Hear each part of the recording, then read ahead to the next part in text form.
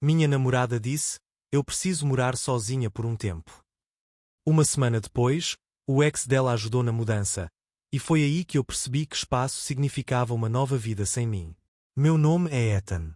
Tenho 32 anos, sou engenheiro de software em Seattle, do tipo que toma café demais e vive com abas demais abertas no navegador. Minha namorada, Brooke, 29, dá aulas de design em uma faculdade comunitária. Estávamos juntos há quase 3 anos, e no último ano, ela morava comigo no meu pequeno apartamento com vista para o Lake Union. Tínhamos um ritmo quieto, café de manhã juntos, ela desenhando enquanto eu depurava código, jantares tarde da noite, Netflix até pegar no sono. Estável. Previsível. Ou pelo menos era o que eu achava. Aí começaram os pequenos afastamentos. As mensagens dela ficaram mais curtas. Os suspiros quando eu perguntava sobre o dia dela. As novas frases que pareciam ensaiadas: eu só preciso de um espaço e é difícil respirar quando você está por perto. Numa sexta-feira, quando estávamos com amigos, ela explodiu, literalmente explodiu, quando perguntei se ela queria mais uma bebida. Ethan, você pode parar de controlar cada minuto da minha vida, ela gritou. A mesa ficou em silêncio. Eu fiquei ali, casaco na mão, enquanto ela saía furiosa para o frio. 3 dias depois, ela voltou para casa calma, controlada. Acho que preciso morar sozinha por um tempo, ela disse suavemente. Não é um término, só uma pausa. Eu assenti. Queria acreditar nela. Esse foi o meu primeiro erro. Brooke se mudou em um domingo de manhã com cheiro de chuva e papelão. Ela disse que era temporário, só um pouco de ar, Ethan, não um fim. Eu ajudei a empacotar, porque é isso que pessoas decentes fazem, certo? Dobrei os suéteres dela nas caixas, etiquetei tudo direitinho, até paguei os carregadores porque o salário dela da faculdade ainda não tinha caído. Ela me abraçou uma vez, rápida e educada, e disse que ia mandar mensagem quando estivesse instalada. Nunca devolveu as chaves. Na primeira semana, recebi algumas atualizações, só tentando entender as coisas. Lugar novo é legal, mas quieto. Espero que você esteja bem. Na segunda semana, as mensagens viraram só emojis, um coração, uma lua, um girassol. Na terceira semana, silêncio. Aí vieram os posts. O Instagram dela, que tinha ficado parado por meses, de repente ressuscitou, cheio de luz filtrada e frases de autoafirmação. Um selfie no espelho, finally breathing. Uma foto de taças de vinho no terraço, to new beginnings. Uma imagem do caderno de desenho com a legenda, reconnecting with me. E lá, nos likes, quase imediatamente, Mike. Mike, o ex aquele que, segundo ela, era tóxico e completamente fora da vida dela. O nome que eu não ouvia há mais de 2 anos. No começo, eu disse para mim mesmo que não era nada. Talvez fossem só amigos de novo. Talvez ele tivesse curtido por nostalgia. Talvez eu estivesse paranoico. Mas essa é a coisa sobre espaço. Quando alguém pede espaço, muitas vezes o que quer dizer é: eu preciso de distância, de você, em direção a outra coisa.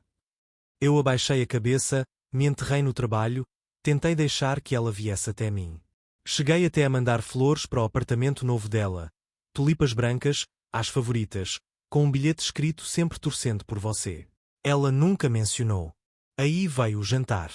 Foi um daqueles encontros estranhos em que metade das pessoas são amigos em comum que não querem escolher um lado. Estávamos num restaurante mal iluminado no centro, e a conversa parecia deslizar ao meu redor como se eu fosse um objeto frágil. Até que o Nat, abençoada incapacidade de lidar com tensão, soltou: a Brooke disse que você está meio que tendo dificuldade com a necessidade de liberdade dela. A palavra ficou ali, dificuldade. Como se eu fosse o problema. Como se dar espaço para ela fosse um teste que eu tinha reprovado. Eu ri, não porque fosse engraçado, mas porque era absurdo. A necessidade de liberdade dela, eu disse. A liberdade dela incluía assinar um contrato de aluguel novo sem me contar. Ninguém olhou nos meus olhos. Alguém mudou de assunto para a sobremesa. Na volta para casa, passei pelo bairro novo dela. Nem sei exatamente porquê, talvez memória muscular. O prédio era fácil de reconhecer. Um antigo galpão reformado, com aquelas janelas industriais enormes que ela sempre adorou. Uma delas estava aberta. Lá dentro, vi um clarão de luz quente, uma sombra se movendo, alguém mais alto que ela. A silhueta de um homem. Fiquei ali parado, tempo suficiente para me odiar por estar parado ali. Naquela noite, ela finalmente mandou mensagem. Por favor, não fica pensando demais nas coisas. Só preciso voltar a ser quem eu era antes de tudo ficar tão ou pesado. Antes de tudo ficar tão pesado. Como se o peso fosse eu. Fiquei encarando a mensagem por um bom tempo antes de responder. Respira todo o ar que você precisar, Brooke. Ela reagiu com um coraçãozinho, e esse foi o último texto que recebi dela por mais de um mês. Mas silêncio raramente é vazio. Ele se enche de teorias, imagens, roladas de tela de madrugada pelas fotos marcadas. E numa noite, fuçando o perfil do Mike, privado, mas com uma foto marcada da festa de um amigo, eu vi os dois. Brooke e Mike, lado a lado, rindo, a mão dele nas costas dela como se nunca tivesse saído dali. Eu não mandei mensagem. Não liguei. Só fiquei sentado olhando, até o laptop escurecer sozinho. Na manhã seguinte, tirei o número dela dos favoritos, mas não apaguei do celular. Porque uma parte de mim ainda queria acreditar que ela ia ligar. Uma parte de mim ainda achava que aquilo era uma fase difícil, não uma reprise da velha história de amor dela. Quando as pessoas dizem que precisam de ar, nunca mencionam com quem pretendem respirá-lo. Era um sábado cinza, do tipo em que Seattle é especialista, luz fraca, calçada molhada, e o cheiro do branjo de outra pessoa subindo pelo corredor. Eu estava na metade da minha segunda xícara de café quando meu vizinho do andar de baixo, Tony, ligou. Cara, ele disse, com aquela mistura de preocupação e fofoca na voz. Sua namorada sabe que o ex dela está carregando as caixas dela para dentro de um caminhão de mudança. Por um segundo, achei que tinha ouvido errado. O quê? É cara grandão, barba, moletom preto. Ela está subindo e descendo as escadas a manhã toda. Achei melhor te avisar. Minha caneca bateu no balcão um pouco mais forte do que devia. Nem peguei casaco, só desci de camiseta e jeans, com a garoa batendo no meu rosto. Lá estava, um caminhão de mudança alugado encostado na calçada, a traseira aberta como uma boca. Mike, aquele Mike, levantando uma caixa escrita coisas do estúdio enquanto Brooke estava ao lado, rindo de alguma coisa que ele falou, segurando 2 cafés gelados como se aquilo fosse um piquenique de verão. Por um momento, tudo ficou parado. Depois comecei a andar na direção deles, cada passo mais pesado do que deveria ser. Oi, Brooke, eu disse num tom neutro. Não sabia que você estava se mudando de novo. Ela virou, surpresa, mas se recuperando rápido. Ethan. Oi. Mike me deu aquele aceno que homens dão quando sabem exatamente o que está acontecendo, mas fingem que não. Então, eu disse, olhando para o caminhão, ele só está ajudando. Brooke endireitou os ombros. Somos amigos, Ethan. Ele se ofereceu para ajudar. Só isso. Bem generoso da parte dele, eu disse. Amigos costumam morar juntos também. Essa pegou em cheio. Ela travou, presa entre a negação e a culpa. Eu via o cálculo nos olhos dela, o mesmo que fazia quando tentava transformar algo horrível em comunicação saudável. Você está exagerando, ela disse por fim. Eu só preciso de espaço. É, respondi baixinho. Um espaço que cabe num caminhão de mudança. O maxilar do Mike travou, mas ele ficou quieto. Eu pelo menos respeitava isso. Dei alguns passos para trás, cruzei os braços e fiquei assistindo eles carregarem a última caixa. A chuva tinha apertado, marcando manchas mais escuras no moletom cinza dela. Ela não cruzou meu olhar de novo. Quando entrou no banco do passageiro, vi o reflexo dela no espelho lateral. Ela parecia cansada, não vitoriosa. Como alguém no meio de uma mentira que não tem coragem de terminar. O motor do caminhão roncou, e eu fiquei ali, vendo ele desaparecer rua abaixo. O som do caminhão se afastando parecia uma porta se fechando atrás de mim. Quando virei para voltar para dentro, vi algo no chão, uma caixa de papelão que ela tinha deixado, marcada cozinha, frágil. Na lateral, escrito de canetão preto, estava o novo endereço dela. Não sei se ela percebeu que fez isso, ou se foi alguma parte inconsciente dela deixando uma pista. De qualquer forma, peguei a caixa, coloquei de lado e fiquei encarando o endereço por um bom tempo. Não ficava longe, só alguns quilômetros ao norte, perto do Green Lake. Bairro bom. Ruas tranquilas, estacionamento caro. O tipo de lugar onde as pessoas vão para recomeçar ou se esconder. Naquela noite, sentei no meu apartamento cercado pelos espaços vazios que ela deixou. Os materiais de arte dela. A caneca lascada que ela amava. A marca funda na almofada do sofá onde ela sentava de pernas cruzadas corrigindo trabalhos. É incrível como o silêncio pode ficar alto quando você é a única pessoa ouvindo. Uma semana antes, eu achava que só estávamos em pausa. Agora ela tinha ido embora com o ex, e eu estava num apartamento meio vazio me perguntando se fui o último a saber ou o primeiro a aceitar. Eu não liguei para ela. Não mandei mensagem. Nem dei unfollow. Só esperei. Porque gente como a Brooke sempre dá a volta, geralmente quando precisa de alguma coisa. E, claro, 3 dias depois, recebi uma mensagem meia-noite. Oi. Podemos conversar? Acho que cometi um erro. A parte engraçada é que eu nem senti raiva. Só cansaço. Porque até ali, eu já tinha percebido uma coisa. A Brooke não queria ar. Ela queria plateia. 2 dias depois daquela mensagem de madrugada, fui de carro até o novo endereço dela. Não para implorar. Não para brigar. Só para ver. Curiosidade é um tipo silencioso de veneno. Você diz para si mesmo que só quer uma prova, mas nunca para por aí. O prédio era moderno e frio, cheio de metal escovado e madeira clarinha. Aquele tipo de lugar que vende minimalismo por $2.000 por mês. Toquei o interfone. Alguns segundos depois, a porta liberou. Brooke apareceu de roupão de seda, cabelo úmido, olhos arregalados como uma criança pega fugindo de casa de madrugada. Atrás dela, pendurada nas costas de uma cadeira de jantar, uma camisa de homem. Branca, engomada, claramente não dela. Ethan, ela falou num tom agudo, apertando o roupão contra o peito. Você não pode simplesmente aparecer assim. Você está passando dos limites. Eu sorri, devagar. Acho que só queria ver como é morar sozinha. A boca dela abriu e fechou. Ela tentou-me fuzilar com o olhar, mas os olhos traíram, desviando para o corredor atrás dela. Por favor, vá embora, ela disse finalmente. Você está deixando isso mais difícil do que precisa ser. Uma voz abafada veio lá de dentro. Tá tudo bem aí. Grave. Masculina. Familiar. Ela se colocou na frente da porta, como se o corpo dela pudesse bloquear o som. Ethan, por favor. É, eu disse, recuando. Parece que está tudo perfeitamente bem. E fui embora. Não bati a porta, não levantei a voz. Só caminhei pelo corredor até sair para o ar úmido, daquele tipo que cheira a eletricidade e traição. Naquela noite, eu não bebi, não surtei, não mandei textão dizendo que eu merecia honestidade. Em vez disso, virei metódico. Frio. Cirúrgico. Primeiro, troquei todas as senhas, serviços de streaming, armazenamento compartilhado, contas de luz, até o Wi-Fi. Depois removi o acesso dela ao meu Amazon Prime, Spotify e ao Drive na nuvem onde eu guardava nossas fotos.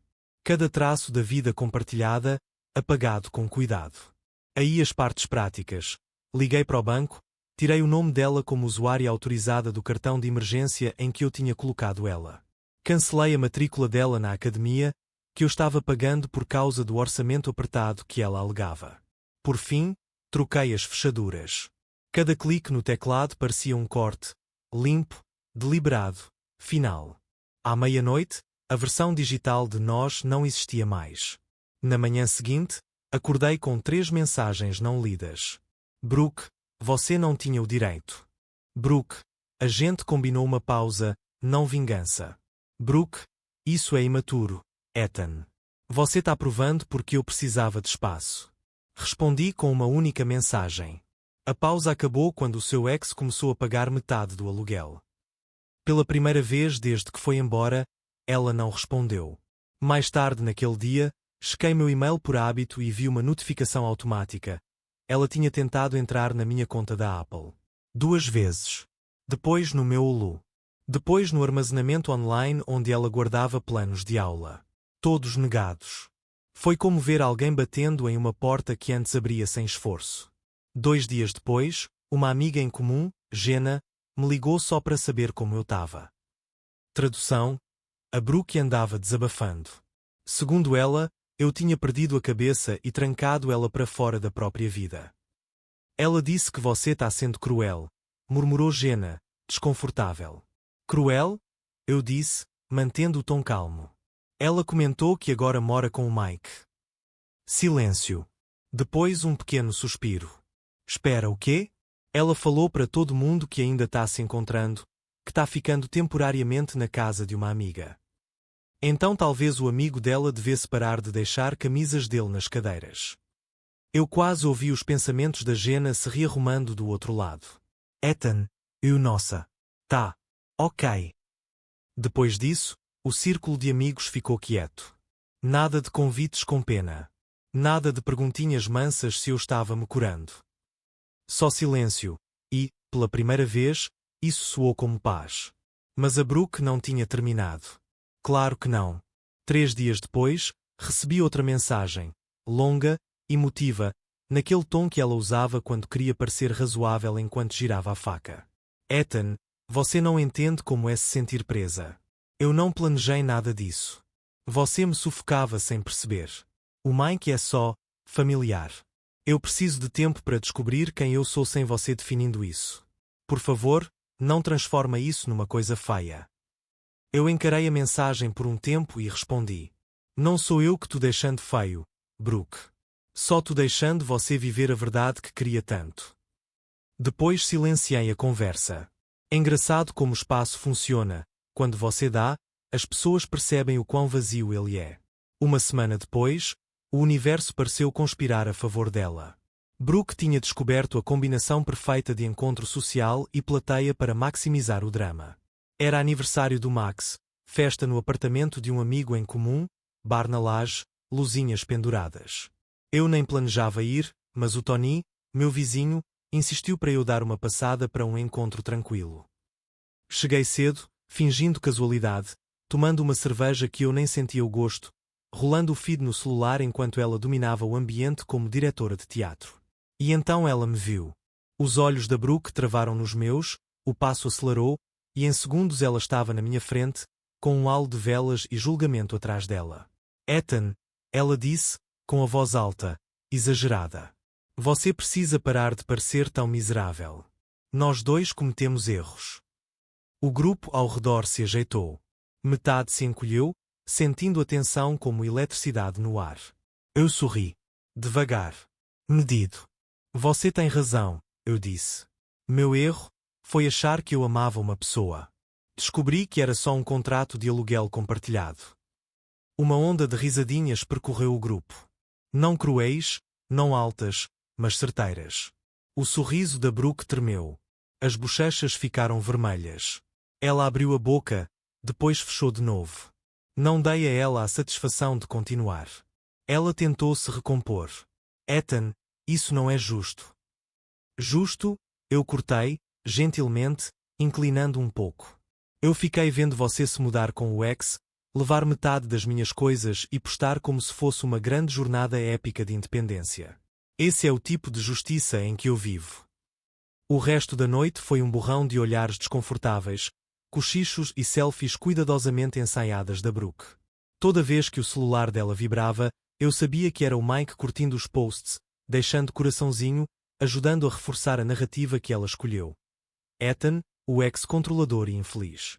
Na manhã seguinte, abri o feed e vi o destaque dela. Alguns homens não aguentam mulheres fortes que escolhem liberdade em vez de controle. Embaixo, um comentário do Mike. Quando o amor parece ar fresco em vez de correntes. Ar fresco. Ar fresco tem muito cheiro de traição quando vem temperado com cumplicidade e aprovação pública.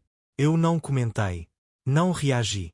Só tirei prints, organizados bonitinho numa pasta chamada Provas. Gaslighting Emocional 2025.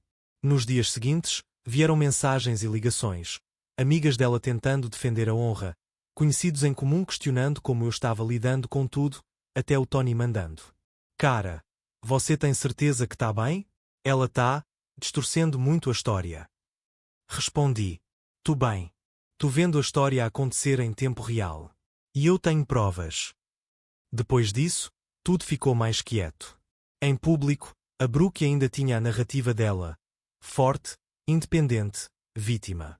Em privado, a própria versão dela começou a rachar. Os posts cuidadosamente montados mostravam inconsistências. O Mike ao fundo em um selfie que supostamente mostrava o novo santuário dela, as chaves dele aparecendo no balcão em uma foto marcada Finally Home, os mesmos copos de café gelado do dia da mudança ainda na cena.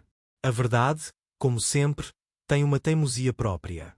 Ela vaza pelas frestas. No meio da semana, o teatro digital atingiu o auge.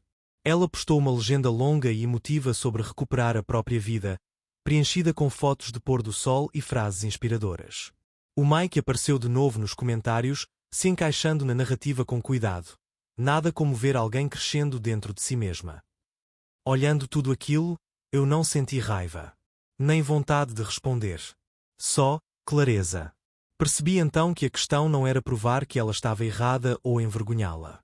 Era preservar a mim mesmo, meus limites e a dignidade que ela tentou sequestrar. Ar fresco, claro. Só que às vezes, o tipo de ar que cheira a traição faz você respirar com mais cuidado.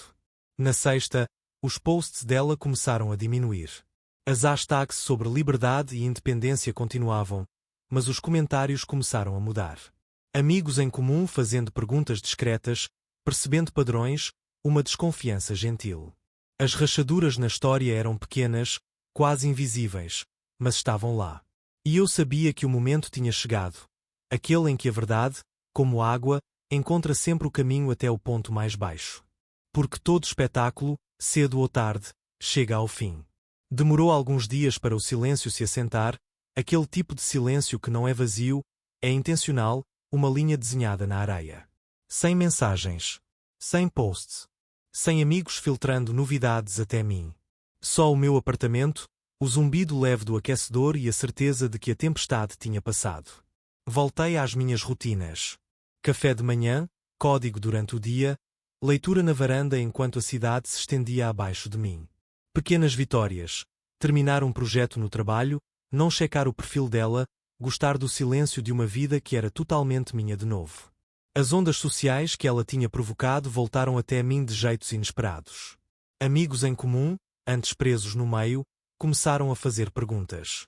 Comentários casuais: você está realmente em paz com o que aconteceu?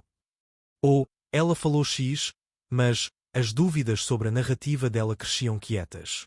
Os prints que eu tinha, posts, likes, meias-verdades, eram suficientes. Não precisava confronto.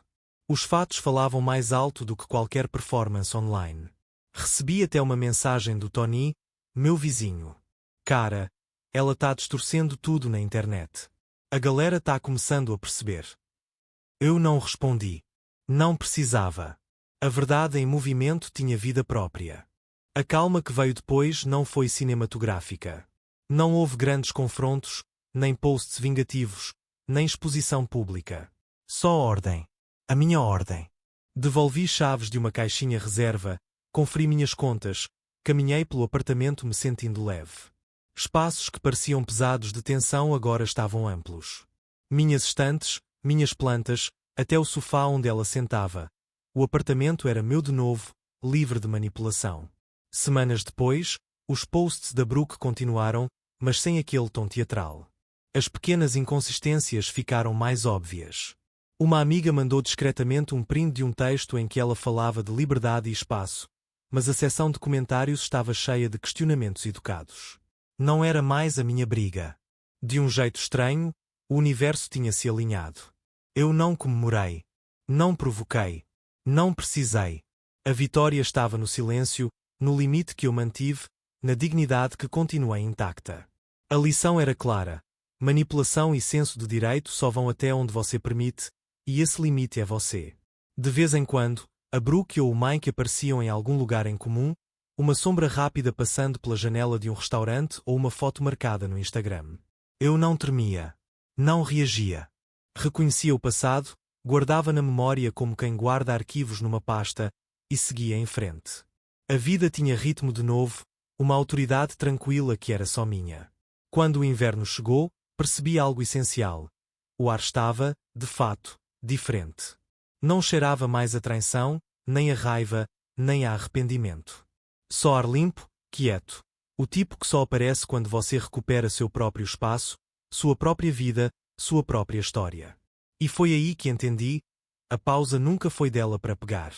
Sempre foi minha para impor. Porque, no fim das contas, liberdade não é ir embora. É escolher não ficar preso às mentiras de outra pessoa. Enchi uma caneca de café, sentei na varanda e fiquei olhando as luzes da cidade acenderem uma a uma. O apartamento estava silencioso. Minha vida era minha. E, pela primeira vez em meses, eu respirei. Sem explicações. Sem posts. Sem drama. Só paz, ordem e dignidade, uma vitória tão silenciosa que quase parecia invisível. E eu gostei exatamente assim.